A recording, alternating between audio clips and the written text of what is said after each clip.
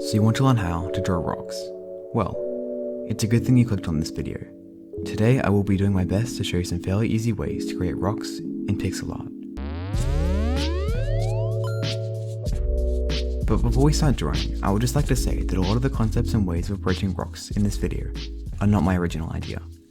Drawing pixel art rocks is an idea that has been around for many years, and lots of people have done their own rocks. I am not here to claim any of these methods as my own.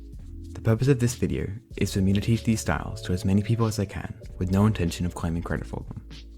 Enjoy the video. Basic shapes. One issue a beginner might face when looking at someone else's drawing is to observe how complex the rock is and not believe they can make something similar themselves. However, if the process is broken up into small steps, you'll begin to find that anyone can easily achieve the same level of detail. I believe that being good at art isn't a natural born talent, but a skill you can learn. By following rules and structures, learning them and applying them in the right settings, you're already halfway there. We saw this idea in my color tutorial, where we gave ourselves rules and principles to follow, and instantly our palettes were much better. Drawing basic 3D shapes is easy, and most people can do it well.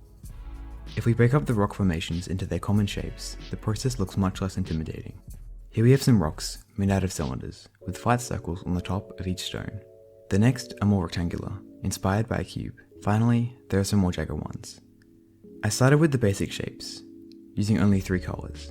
Then, I gave them some more detail, like highlights and darker shadows. Finally, some vegetation made them look a little more alive. Details and techniques. There are numerous techniques you can apply to your rocks to change their appearance. Adding single pixel wide highlights to the edges of faces will make the rocks look much sharper.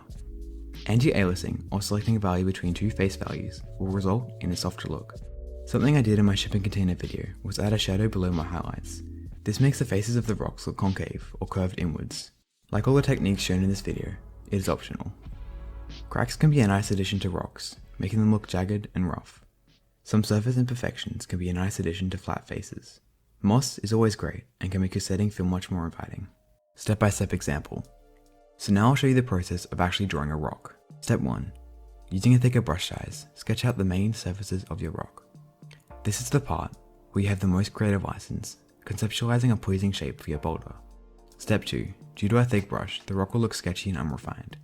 So the next step is to return to a 1 pixel wide brush and neaten up some areas. The goal for the end of this step is to have your rock divided into 2D shapes of your 3 colors. Step 3.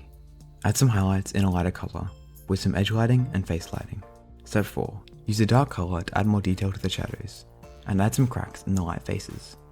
Every step I do, I add bits of anti-aliasing and touch up spots here and there.